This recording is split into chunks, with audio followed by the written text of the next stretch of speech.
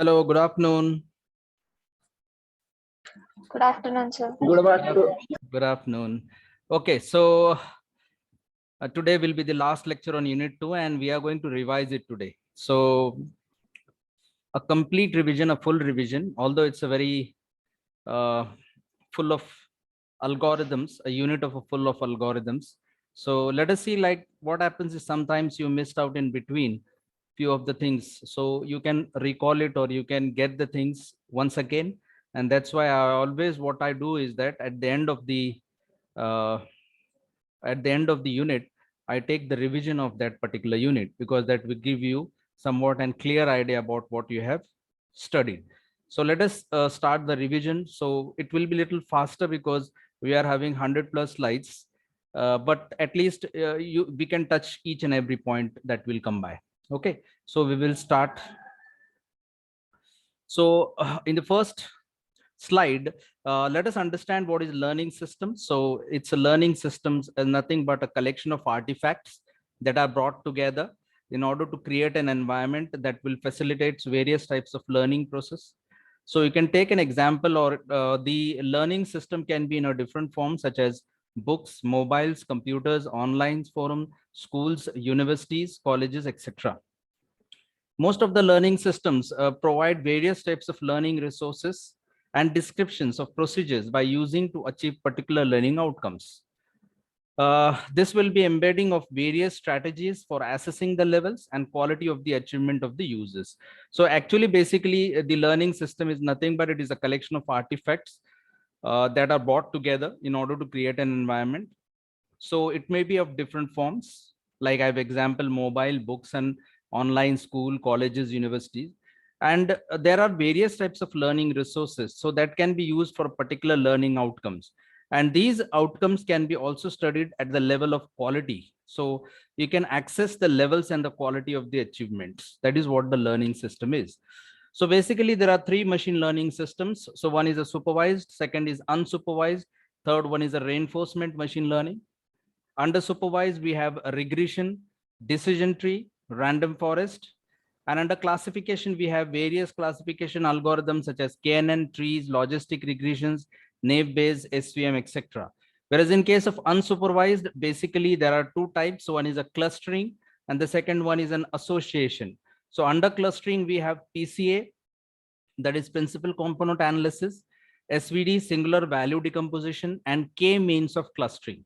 Whereas association analysis is of a priori, FP growth, and there could be an hidden Markov model. So these are the types of unsupervised machine learning algorithm. And then there is a reinforcement type of machine learning systems. So now you can see that the machine learning is divided into supervised, unsupervised, and reinforcement. So in supervised, we again come to classification and regression. In regression, the examples are advertising, popular predictions, weather forecasting, market forecasting, estimation, life expectations, population growth predictions, and etc. Whereas the classifications are concerned, then the classifications are such as the diagnostic, customer retention, image classification, identity fraud detections, etc. In case of unsupervised, we have dimensionality reduction and clustering. So under clustering, customer segmentation, targeted marketing, recommender systems. Dimensionality reduction, we have feature iterations, then structure discovery, meaningful compressions, and big data validation or visualization. This is how the examples we can see of supervised, unsupervised, and reinforcement. Now, if you look at the machine learning, as we say that there are different machine learning algorithms which have their own advantages and disadvantages. Uh, Mostly their disadvantages and advantages is rests on how it handles the type of data or the kind of data they ingest. This is what we can say. So obviously there are two types of data that can be handled. One is a labeled data and the other one is an unlabeled data. Now, the label data has both input and output parameters in a completely machine readable patterns, but requires more human labor to label the data. So you need to assign a scientist a data scientist or an engineer to keep on labeling each and every element of that data. Whereas in case of unlabeled data, it has one or none of the parameters is in a machine readable form, has only one or more of parameters in the machine readable form. Then it negates the human labor, but at the same time, it requires more complex solutions. So there are some types of machine algorithms that are used in specific cases. So let us study three main methods that are used. The first one is a supervised machine learning algorithm. In case of supervised machine learning algorithm, we can see that the input as well as input both are given to the learning algorithm, which keeps on training the data and a model is generated. To this model, a new input is given and output is expected. So we can say that supervised machine learning algorithm is the most basic type of machine learning. Then it is trained on a labeled data. And even though the data needs to be labeled accurately for this method to work, it is extremely powerful when it is used in right circumstances.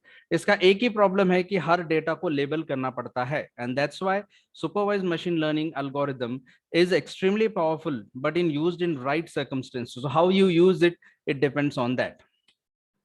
Then supervised machine learning algorithm can be given a small training data set to work on. And this training data set is smaller part of the bigger data sets, and that can serve to give algorithms a basic idea of the problem. The training data set is also very similar to the final data sets as far as the characteristics is concerned, and the algorithm with labeled parameters required for the problem. The algorithm actually finds out the relationship between the parameters, essentially establishing cause and effect relationship between the variables in the data set. This is by far the most important, I do feel so. It is able to build up a relationship between the variables in the data set. At the end of the training, the algorithm has an idea about how the data works and what is the relationship between input and output. So this is by far the most important concept as far as supervised machine learning is concerned. The solution is then deployed to the final data set, which it learns in the same way as the training data set. Supervised machine learning is commonly used in real-world applications such as face and speech recognition, product or movie recommendations, and sales forecasting. In supervised machine learning algorithm, the learning data comes with a description, labels, targets, or the desired objects, and objective is to find general rule that maps input and output. This kind of learning data is called as labeled data. The learned rule is then used to label new data with unknown outputs. Supervised learning involves building of machine learning model that is based on labeled samples. But if we build systems to estimate the price of the plot of land or a house based on various features. So this is the best example of supervised learning. So if you want to predict the price of the plot or a land or a house, then you can consider various features such as size, location, etc. Then we need to create a database and then label it. We need to teach the algorithm that what features corresponds to what price. तो अगर भाई ये location है तो कितना price, ये size है तो कितना price. So based on this idea, the algorithm will learn how to calculate the price of real estate using values of the input features. So features may be size, location, and so on. Basically, there are two types of supervised machine learning algorithms. One is a regression and the other one is a classification. Now, regression and classification, it's very simple to understand if you understand what is the output. So as far as when y is a discrete valued, it is called as classification. And when y is continuous, it is called as regression. Regression algorithm is used if there is a relationship between input variable and output variable. And it is useful for prediction of continuous variables such as weather forecasting, market trends, etc. Regressions can be also used in predicting real estate prices, as it is a continued valued response. यानी stock market में आप देखते हो ना, नीचे ऊपर होता है, तो कंटिन्यूसली आते रहता है, तो वहां पर वो ज्यादा यूज हो सकता है. There are various types of popular regression algorithms that are used that comes under supervised machine learning algorithm, such as linear regressions, regression trees, non-linear regressions, Bayesian linear regression, polynomial regressions, logistic regressions, out of which linear regressions and logistic regressions are the most popular one. And in that also, logistic regression is mostly useful for classification instead of regression purpose. So you can see various types included in this. Then classification, I have already said the Y is a discrete. Hence, we can say that the output variable is a categorical. So there are two classes such as 1, 0, yes, no, male, female, true, false, in this way. Some of the classification algorithms that are being used under supervised decision tree, random forest, support vector machines, neural networks, Naive Bayes. And common examples of the supervised learning includes classification of emails into spam, not spam categories, labeling web pages based on their content, and voice recognition. So this is some of the examples of the classification. Now, second type is an unsupervised learning. So as we have seen that supervising learning works on the labeled data, but unsupervised learning works on unlabeled data. So that means the human labor is not required to make the data set machine readable, allowing larger form data set that can be worked by the program. This is the exact difference. It also allows the algorithm to find exact nature of the relationship between two data points. However, unsupervised machine learning does not have labels to work off. Hence, they actually work on hidden structures. So, as उनमें labeling नहीं होती है, तो फिर काम कैसे होगा? Unlabeled data में कुछ पता नहीं चलेगा. तो फिर उनका कोई तो भी एक काम करने का तरीका होता है और वो होता है hidden structure based. So obviously they are going to work under hidden structures. Relationship between data points are perceived by the algorithm in an abstract manner with no input required from human being. So unlabeled data है तो human interference बिल्कुल नहीं है, वो बिल्कुल hidden structures पे काम करेंगे and based on that they are going to achieve the output.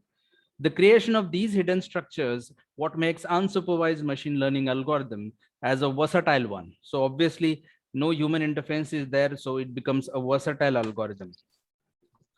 You can see that the unsupervised learning algorithms can adapt to the data by dynamically changing the hidden structures. So you can change the you can easily adapt by changing the data dynamically by changing the hidden structure.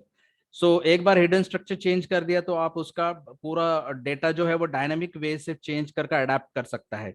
It can be used to detect anomalies, outliers such as fraud or defective equipments, to group customers with similar behaviors for sale campaign. So in that way, the unsupervised can be used. Mostly you can find out the people who are been similarly buying the things, like suppose if electronic product they are buying, so you can find out the number of people who buys electronic products quite frequently. It is opposite of supervised learning as there is no label data required. Unsupervised machine learning algorithm contains only some indications without any descriptions or labels to find the structure of the underlying data. It discovers the hidden patterns, and to determine how to describe the data, this kind of data is called as unlabeled data. We have number of data points, and if you want to classify into several groups, then we may not know exactly what are the criteria of classification. So the algorithm tries to classify the given data into certain groups in an optimum way. It is very extremely powerful tool for analyzing the data and identifying patterns and trends, commonly used for clustering similar inputs into logical groups. There are two types of unsupervised learning. One is a clustering and the other one is an association. So clustering is nothing but grouping of the objects into clusters such that the objects are the similarities between the objects are found and they are placed into that group, and with less or no similarities of the object in the another group. So this is how it does. Cluster analysis can find the commonalities between data objects and then categorize as per the presence and absence of the commonalities. यानी कि भाई ये similar वाले हैं तो उनको एक group में डालो, ये सिमिलर वाले तो उनको दूसरे ग्रुप में डालो, और वो दोनों ग्रुप्स की जो डिसिमिलैरिटीज है उस हिसाब से ग्रुप्स बनेंगे. Association rule in unsupervised machine learning is used to find out the relationship between variables in large data set. So it is actually helping to associate the data. So how it associates? By finding the relationship in variables between the large data set. It determines the set of items that occurs together in the data set. association rule makes marketing strategy more effective. अगर ये बंदा electronics purchase करता है तो ये TV भी खरीदता है. So in this way you can have an association between these two people. Such people who buy X item, that means they are tend to buy XY item. So अगर कोई bread खरीदता है तो मतलब उसको बटर या jam खरीदना पड़ेगा. So that is how you are going to associate between variables. The typical example is a market basket analysis. Now there are different unsupervised machine learning algorithms. So one is a KNN. Please remove k-means clustering from this. KNN is there, hierarchical clustering is there, anomaly detection is there, neural network, then principal component analysis, independent component analysis, a priori algorithm, SVD called as singular value decomposition. तो इनमें से हमने कुछ देखे, जैसे के means देखा है जो कि सुपरवाइज्ड है, KNN देखा है, उसके बाद न्यूरल नेटवर्क्स देखा है, प्रिंसिपल कंपोनेंट एनालिसिस भी देखा है. सो हमने इसमें कई चीजें देखी है. Now these are the difference between supervised and unsupervised machine learning algorithms. So first is labeled data, unsupervised unlabeled data. This is a direct feedback to check if the prediction is correct or not. It does not have a feedback. Supervised predicts the output, unsupervised finds a hidden pattern. Supervised learning input data is provided to the model with the output. In unsupervised, only input data is provided. The goal of supervised to train the model and predict the output when it is given new data, whereas the goal of unsupervised learning is to find the hidden patterns and useful inside of the unknown data set. Supervised learning needs supervision, whereas it does not need supervision. Supervised classification and regression are the categories. In unsupervised clustering, association are the categories. Supervised can be used for those cases where input as well as outputs are there, whereas in unsupervised, only input data is there and no corresponding output is there. Supervised produces accurate result, unsupervised less accurate as compared to supervised. Supervised is not close to true artificial intelligence. We have to first train the model and then only you can predict the output, whereas unsupervised is little closer to artificial intelligence, as it has to learn similarly like a child right from the beginning and the routing things by the experience. The third one is a semi-supervised machine learning algorithms, as it has been not there in your syllabus, I do feel so, but still you need to know when you're knowing supervised and unsupervised. So it is a combination of supervised and unsupervised machine learning algorithm. That means it is going to handle the labeled as well as unlabeled data. So obviously the data set to be handled either by the machine learning engineer or data science as far as labeling of the data is concerned. This is very costly process as far as dealing with large volume of data. The basic disadvantage of unsupervised was application spectrum is limited, whereas disadvantages of the supervised is about the labor work that is been there. So in order to counter these disadvantages, the semi-supervised machine learning was introduced. So this is how the figure explains everything. One, you can see a labeled data. The other figure B is a labeled and unlabeled data. So when it is done under supervised, you can easily classify that plane between two data, whereas in semi-supervised you can see that both the types of data are there, labeled as well as unlabeled data, and then you can classify between them. So this is how the description of semi-supervised learning is concerned. So it is partly supervised and partly unsupervised. Now, but the question arises that how this data is going to be utilized. So it makes use large amount of unlabeled data for training. So जो unlabeled data है वो training में use करता है, and small amount of labeled data for testing. So unlabeling तो है जो कि training के लिए use होगी, और labeling के लिए जो है वो testing के लिए use होगा. जो labeled data है वो testing के लिए use होगा. Semi-supervised machine learning is a little bit of expensive to acquire full labeled data set, while more practical to label a small subset. So fully labeled data set अगर आप लोगे तो ये एक्सपेंसिव बन जाएगा. अगर आप फुल्ली अनलेबल्ड डेटा देता हो तो आप कुछ हद तक उसका एक्सपेंसेस कम कर सकते हैं. For example, it often requires skilled experts to label certain remote sensing images and lot of field experience to locate oil at particular location. So वहां पर ये ज्यादातर यूज होता है while acquiring unlabeled data, which is quite relatively easy. Examples through which we can understand supervised, unsupervised, and semi-supervised learning. So the example could be like if a child is taught at home as well as at the school, it is called as supervised. Unsupervised, like when a student has to figure out everything by himself. And as far as semi-supervised is concerned, uh, some of the concepts are taught in the class, whereas rest of the concept, whereas some are given at as an homework based on the similar concept. So बिल्कुल वैसे हम जो technique use करते हैं वो वही है कि आपको कुछ पढ़ाया जाएगा क्लास में, कुछ होमवर्क दिया जाएगा. So based on what you have learned, you are going to get the homework on that. The third one is a reinforcement machine learning. So reinforcement directly inspires from how human beings learn from the data in their lives. So it is actually improves upon itself and learn from a new situation based on trial and error method. So if the output is favorable, it is encouraged or reinforcement. If the output is not favorable, it is discouraged or punished. Based on the psychological concept of conditioning, reinforcement learning works with an interpreter and a reward system. So in every iteration of the algorithm, the output result is given to the interpreter, which decides whether output is favorable or not. यानी हर बार आप test दोगे, test जाकर आपके teacher को देना पड़ेगा, teacher तय करेंगे कि ये आउटपुट अच्छा है या नहीं है. तो यहाँ टीचर कौन है? इंटरप्रेटर है. तो इंटरप्रेटर हमेशा बोलेगा कि हाँ, the output is favorable, reward should be given. The output is not favorable, then the discouragement or the punishment has to be given to that particular child. Similar, the psychological conditioning works out here. So this is the best example you can understand. It's have an environment, an agent, and there is a feedback system from the environment. It has a state where the output is favorable or not favorable. So based on if the output is favorable, reward is given.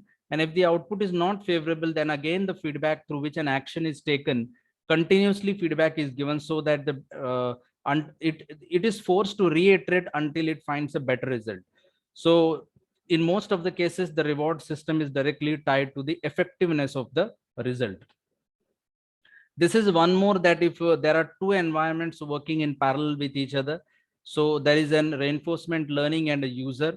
So in between, there is a policy of state update, best action, state and queue values. So again, the feedback will be there on this and they will be working in a parallel. So you can have a lot of, or you can have a lot of, I could say that parallel reinforcement machine learning algorithms.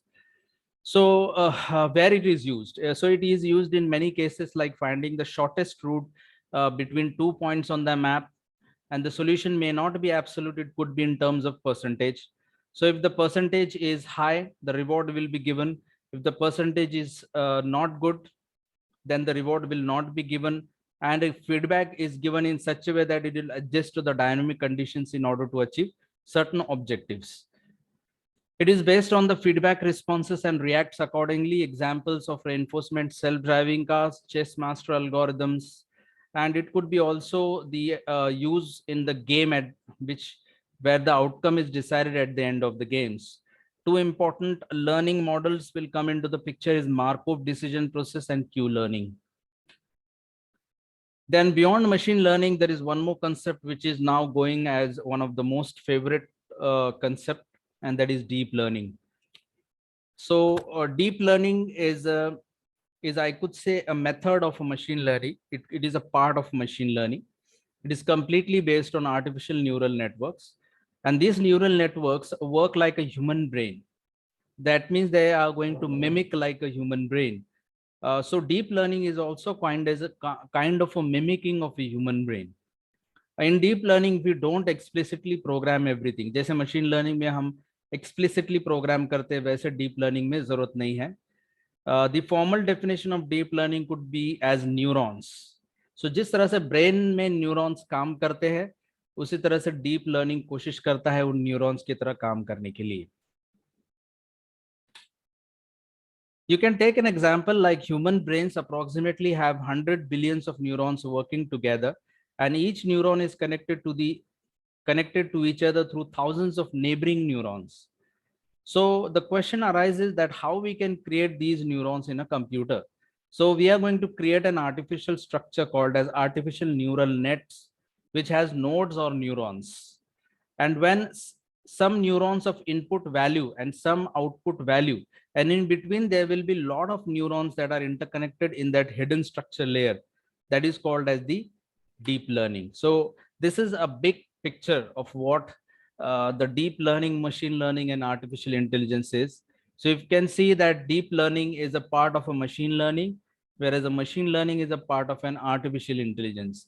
So deep learning says that the machine learning algorithms with a brain-like logical structure called as artificial neural network. Machine learning are the computers that ability to learn without being explicitly programmed. And the artificial intelligence is the development of computer systems to perform with the human intelligence. So you can take an example of the stock price. So it will take input X and then it will predict Y. So it will take the stock prices of the past week as an input and will try to predict the stock prices of the future or of the next day. So when it is given a large data set of input and output pairs, you are going to minimize the difference between predicted and expected output. It is used to find out the pattern between the given input and output, and this in turn allows the deep learning model to generalize the inputs that it hasn't seen before. This is how the neural network looks like. So it has an input layer and the output layer. So input neuron and output neuron, and in between there will be billions of neurons which are interconnected with each other in the form of hidden layer 1, 2, 3, 4, and keep on going. So depending upon which kind of, how many types of layer neural network you're designing. Now, how this neural network can be seen as in terms of mathematical form. So it is composed of input layer, hidden layer, and output layer. So that means it is composed of nodes. Input layer will take a numerical representation of a data. So you can see x0, x1, x2. Then it will be given to the activation function, and this will give an output axon. So when it is given to the activation function, actually it is a summation of weighted into the inputs, number of weights into number of xi plus b as the bias. So the output layer will predict, output layers will have an output prediction, while hidden layers are correlated with most of the computations. So you can see that the major points to keep a note about is that here we have to have a tunable weights. So what is weight? That is wi, and bias parameters. So that is w and b respectively. This is essential in actually learning process of deep learning algorithm. After the neural network passes its input to the output, the network evaluates how good its prediction was through something called as loss function. यानी input से लेकर output तक जाने के बाद output क्या आया, क्या वो एक्सपेक्टेड आउटपुट है या नहीं, अगर नहीं आया तो फिर कैसे नहीं आया और कितना फर्क गिरा, तो वो निकाल सकते हैं हम लॉस फंक्शन के थ्रू. सो लॉस फंक्शन का अगर एग्जांपल ले तो कोई है क्या लॉस फंक्शन निकालने वाला पैरामीटर, तो है mean squared error. So which is nothing but 1/n summation of i equal to 1 to n yi minus y cap of I, that is expected and predicted value square. So that is y hat represents the prediction, yi is the actual expected output.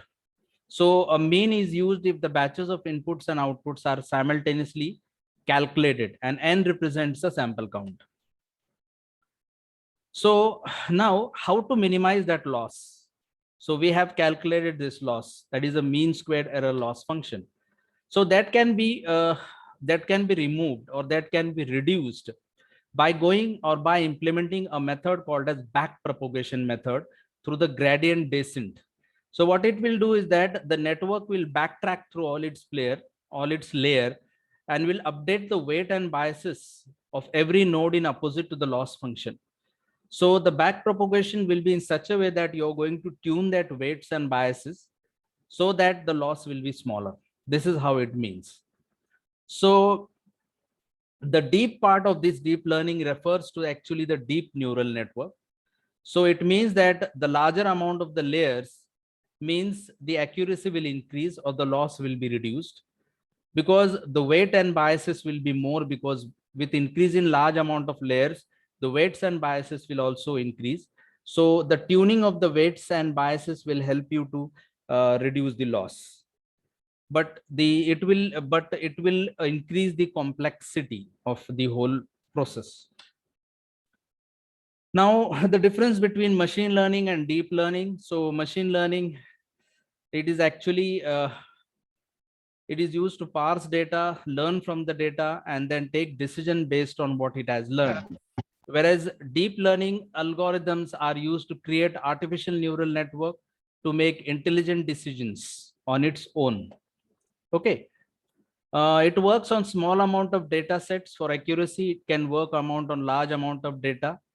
It is dependent on low end machines. It has to get an high end machines. Divides the task into subtasks and then solves individually and combines the result. In this, solves problems end to end, takes less time to train, takes longer time to train. As it is, as it can be run on low end machines, it can train on CPU. Deep learning is actually running on high end machines, and GPU will be required for proper training. Testing time may increase, testing time will be less human interference, whereas in deep learning, it is learned to think through the structured model on human brain. Less computing power is required, needs less ongoing human intervention.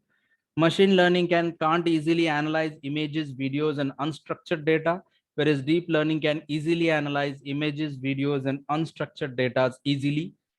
Limited tuning capability for hyperparameters, but can be tuned in various ways. Can be less complex. Deep learning algorithms can often be run on conventional, but for deep learning, you require more hardware and more powerful hardware and resources. Machine learning can be set up and operate quickly. Deep learning will take more time to set up. It tends to require structured data. It can work on unstructured data also. The output of the numerical form for classification and scoring application, it could be including free form of elements such as free text and sound. Machine learning example like email inbox, bank, doctor's office, it could be like self-driving cars. Deep learning, robots, and further to perform advanced surgery. Machine learning requires less data than deep learning to function properly, whereas deep learning requires more data than traditional machine learning to function properly due to complex multi-layer structure. So you can see this is the actually difference between the machine learning and deep learning. So you can see in machine learning, feature extraction and classification are two different parts, whereas in deep learning, feature extraction and classification are the same parts. Now we are going to see some of the unsupervised machine learning algorithms, in which the first one is a k-mean clustering. So it is useful for cluster analysis, non-deterministic and iterative method based on the intuition of pattern recognition and n-dimensional feature space. The algorithm operates on a given data through a predefined number of clusters k, which you have to, and hence the name is given as k-mean clustering. The output of k-means algorithm is k cluster. For the incoming data point, the data point is classified according to its proximity of the nearby classes. The basic example of the clustering is like grouping some kind of customers that have certain class for marketing campaign. And it could be also useful for document clustering. The steps that are included for k-means algorithm is specify number of clusters as k, randomly select k data points and assign them to clusters. Cluster centroid will be calculated subsequently. Keep iterations from 1 to 3 until you find out an optimal centroid. The sum of the squared distance between centroid and data point is then computed. Assign each data point to the cluster that is closer to the other cluster. Compute the centroid of cluster by taking the averaging of all data points in the cluster. So this is how, so where k actually is nothing but number of clusters you're going to select. Advantages, it produces tighter clusters than hierarchical clustering, it computes faster than hierarchical clustering. Applications mostly used in search engines like Yahoo, Google. Yes, that is how it is. Next is artificial neural network. It can be operated, it can be considered as a supervised or unsupervised machine learning algorithm. The human brain, as we know, that's very highly complex. So Similar kind of structure the artificial neural network is constituting. The neurons that are connected with each other in a complex manner between each other. The complexity of the task will increase with increasing number of images in the database. As you know that human brains can easily recognize it instantly, but as far as ANN is concerned, you have to train thousands of photographs and then only it is able to match the images. That is what the thing is. Even if the speed of the ANN is far more, but they cannot catch up human brains. So at the end of the computation, it gives the results of photograph that best resembles to the person. So that means even if it has been trained so heavily with the photographs, still it will be finding out the similar resemblance in the images. Then how this massively parallel nature of the human brain can be think of. So that is always done with the limitations in interconnecting of networks of processors. So instead of considering the structure of human brains in totality, only a small part of human brain can be mimicked to do a specific task. We can make neurons, but they will be different from biological neuron of human brain, and this can be achieved using artificial neural network. How it is how it works. So it is a subfield of artificial intelligence, which is modeled after brain. So computational network consists of neurons interconnected with each other. It is useful for making various predictions for both regression and classification. Has input layer, hidden layer, and output layer. Hidden layer could be more than one in number. And the hidden layer is the place where all the mathematics of neural network takes place. The basic formula of weights and biases can be used with the activation function along. The activation function is responsible for delivering the output in structured and trimmed manner. An example like solving non-linear problems like handwriting, recognition, traveling, salesmen, etc. So this is how the single neural network is been seen here. So we have already seen this one. It's called as perceptron. So this is only a single neuron. So you can see that x1, x2, x3, when multiplied with the weights, it will be having summation of weight I into xi. I ranges from I to m. And then we get a predicted output called as y cap, which is an output layer. So the hidden layer is where all the mathematics takes place, input layer and output layer.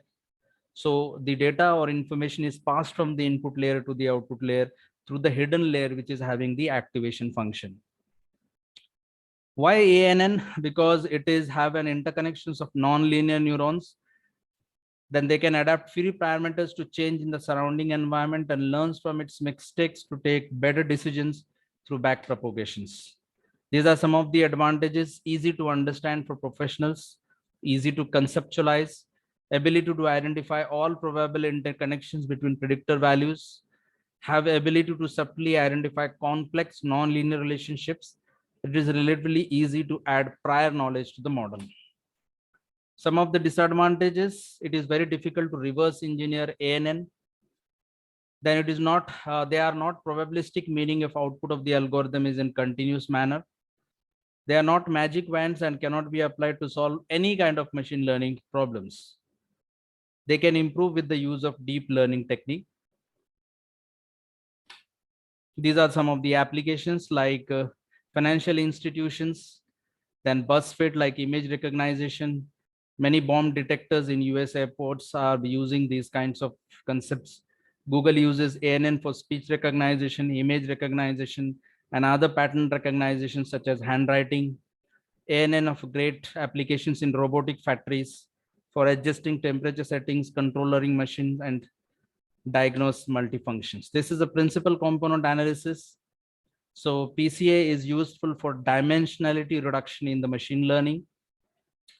They have been used, they convert the observations of correlated features into linearly uncorrelated features with the help of orthogonal transformations. And these new transformed features are called as principal components. PCA considers the variations of each attribute from high to lower attribute, shows a good split between the classes. Hence is useful in image processing, movie recommendations, optimizing the power allocations in various communication channels. It has a feature extraction techniques, far more important variables, and drops the least most important variables. Some mathematical concepts of PCA includes variance and covariance, eigenvalues, and eigenfactors. So these are some of the terms that are included, like dimensionality, correlation, orthogonal, eigenfactors, covariations matrix. Principal components of PCA will have some properties, like the principal component must be linear, combination of the original features. Correlation between pair of variables should be 0, means they are orthogonal. The importance of each component decreases when 1 to n. So it will go as the components, importance of the components goes on decreasing. Steps: getting the data set, representing data into structure, standardizing the data, calculating the covariance of Z, calculating the eigenvalues and eigenvectors, sorting the eigenvectors, calculating new features or principal components, removes less or unimportant features from the new data set. And some of the applications of PCA is computer vision, image compression, AI applications. Then it could be also used in finance, data mining, physiology, psychology, etc. Now KNN is called as the K nearest neighbor, which is again the new type, that is supervised machine learning. Up till now we have seen unsupervised. KNN can be useful for both classification as well as regression, but most importantly it is used in classification. It does not make any assumptions on underlying data, quite a lazy learner, because it does not learn to train the data, but it instead stores the data set, and at the time of classification it performs the action on the data set. So example, we can take that a cat and dog, whether to categorize it into the image into cat or dog. KNN model can find out the similar features of the new data set, and then it will decide whether it belongs to cat or dog. Why it is needed? Because category A and B, we have new data points. Then that point lies in which category. So in order to find out that thing, we can use KNN. So you can see that there is a point in between category A and B before KNN. So after KNN, you can see that a new data point has assigned to category 1. So how this KNN works? Step 1, we are selecting the K number of neighbors, calculate Euclidean distance, then find out the K nearest neighbor as per the calculated Euclidean distance. Among these K neighbors, count the number of data points in each category, assign the new data points to the category for which number neighbor is maximum, and then our model is ready. So you can see that this the Euclidean distance between those 2 points is find out between the two categories, and the Euclidean distance which is lesser, then it will throw that point into that category. So you can see this from here. See how the Euclidean distance is calculated between A and B. So square root of x2 minus x1 whole bracket square plus y2 minus y1 whole bracket square. So depending upon the Euclidean distance, it will decide which is the nearest point. If it is near to category B, it will fall into category B. If it is near to category A, it will fall to the category A. So this is new data enters. So we can see that there are 3 neighboring points as far as category A is concerned, and 2 neighboring points as far as category B is concerned, which are near to this new data points. So based on 3 neighboring points, which is the larger in number, we can say that the new data point should fall into category A. So there are 2 things in which one is how to select the value of K. So if there is a small value of K, then it captures fine structure of the problems and may be necessary for small training set. Whereas larger value of the K means less sensitive to noise and better probability to estimate for discrete class, and larger training set allows the use of large value of K. Advantages: simple to implement, robust to the noisy training data, effective if training data is large. Disadvantage: always needs to determine the value of K, which may be complex sometimes. The computation cost is high because calculating the distance between data points. Yes. Decision tree. It is a graphical representation for getting all possible solutions to a problem decision based on the given conditions. So it is also called as CART, which also means classification and regression tree algorithm. It is basically simple, ask a question and based on answer yes or no, we are going to split the tree into subtrees. So this is the decision mode. We can see from here.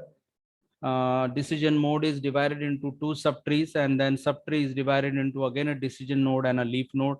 Again, decision node is divided into leaf node. So based on yes or no answer, the decision tree will go on. So root node, some of the points that are needed: root node, leaf node, splitting, branch, subtree, pruning, parent-child node, etc. So these are the some of the decision tree algorithms, some of the advantages and disadvantages. Then random forest is nothing but bunch of the decision trees that working together based on the concept of ensemble learning. That is combination of multiple classifiers to solve complex problem is nothing but random forest. It is a classifier that contains number of decision trees on various subsets of given data set and takes the average to improve the predictive accuracy of the data set. Greater number of trees in the forest leads to high accuracy and prevents the problem of overfitting. So you can see that we can take number of decision trees, combining together, then averaging is calculated, and then you can predict it easily. So these are some of the, this is the example of random forest. So you can see there is a bunch of fruits. So they are divided into number of decision trees. And then if the fruit is belongs to tree 1 to classify A, tree 2 classify A, and tree is a banana to classify B. So according to the majority, then the average is taken, which means the apple is the classification. So these are some of the advantages, disadvantages, and applications of random forest, like banking, medicines, land use, marketing. SVM, supervised machine learning algorithm, can be useful for classification as well as regression problem, but mostly it is useful for classification purpose. So instead of having a single decision boundary, we are having a hyperplane. So you can see that there is an hyperplane with a maximum margin hyperplane. You have a positive hyperplane and negative hyperplane. Two types of SVM, linear SVM and non-linear SVM.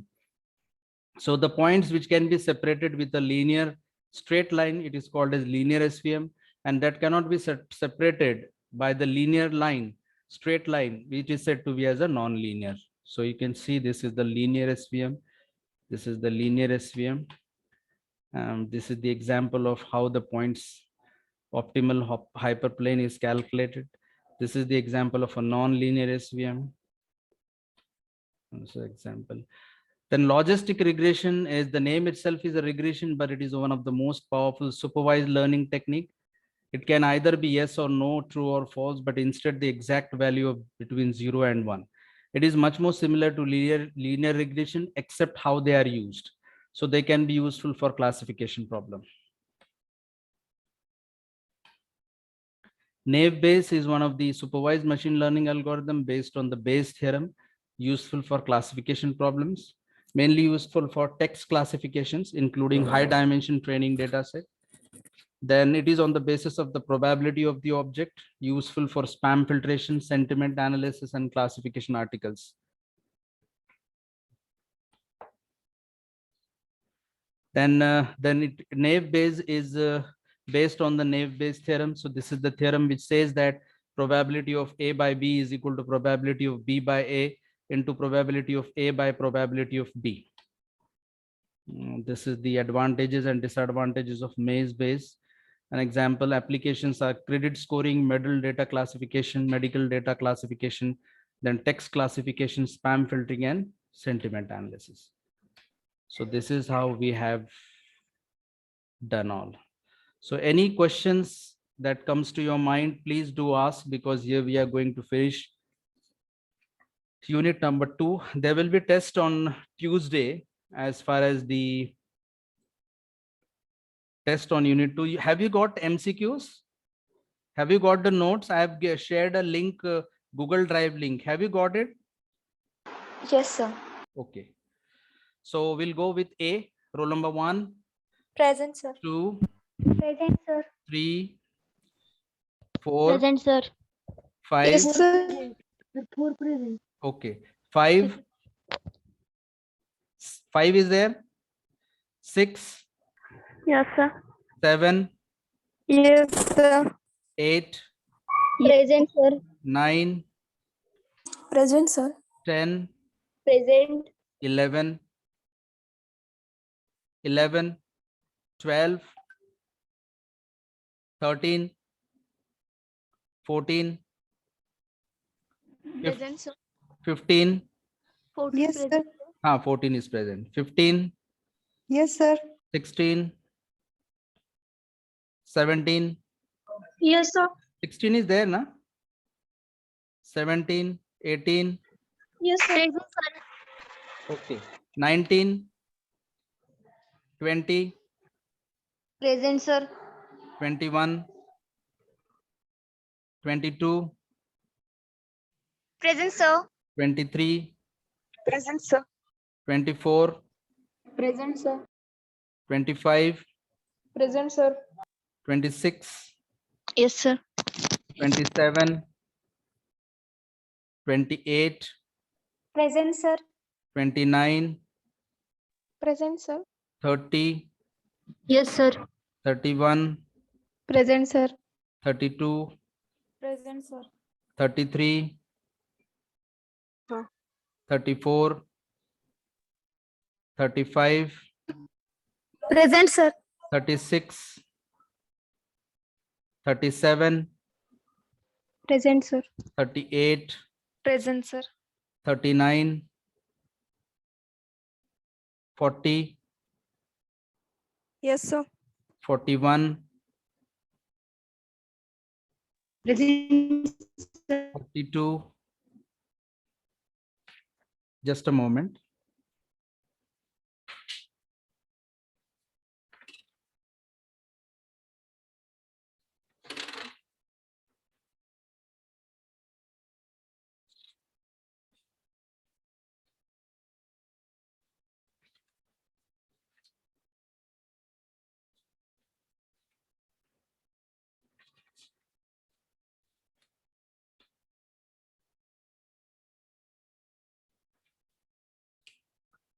Forty-one is there.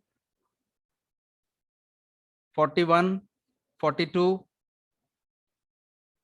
43, Yes, sir. 44, Yes, 45, sir. 45, Present, sir. 46, Yes, sir. 47, 48, Present. 49, Yes, sir. 50, 51, Yes, sir. 52, 53, Yes, sir. 54, Yes, sir. 55, 56, 57, Yes, sir. 58, 59, Sir, 60. 57, sir. हाँ 57 है. 59. Sir double झालं. Sir ते double झाले बघा हो, काय problem आहे त्याचा. कशाचा दरवेळेस डबल डबल व्हायला लागले. कशाचा कशाचा ते संकेत जगताप म्हणून संकेत ते 57 च्या ते. अच्छा अच्छा नंबर डबल कॉल होतोय का. बरं ठीक हा आहे. 2 जण आहेत ते 57 ते ऍड केलेत का कॉलेजमध्ये ऍड केलेत का बघा परत दुसरे. बर ठीक आहे ठीक आहे. 58, 59, 60, yes sir. 61, 62, 63, sir present. 64, present. 65, present. 66, 67, 68, yes sir. 69, 70, present. 71, 72. Yes sir. 72 is there. Okay, for B now. Roll number 1, Present. 2, Present. 3, Present, sir. 4, Yes, sir. 5, Present. 6, Present. 7, 8, Present. 9, Present. 10, 11, Present. 12, Present. 13, Present, sir. 14, Present, sir. 15, 15, 16, Present. 17, 18, Present. 19, Present, sir. 20, 21, 22, Present, sir. 23. Sir. Okay. Present. Okay. 24, Present, sir. 25, Present, sir. 26, Present, sir. 27, Present, sir. 28, 28. Okay. 29, 30, 30, 31, 30 is there. Present. Okay. 31, Present. 32, Present, sir. 33, 34, Present, sir. 35, Present. 36, 37, Present, sir. 38, Yes, sir. 39, 40, Present, sir. 41, 42, 41 is there. Ajay Dabade.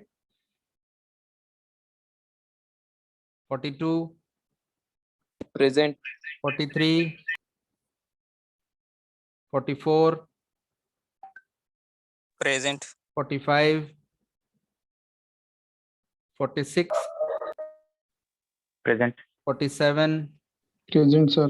48, 49, 50, Present.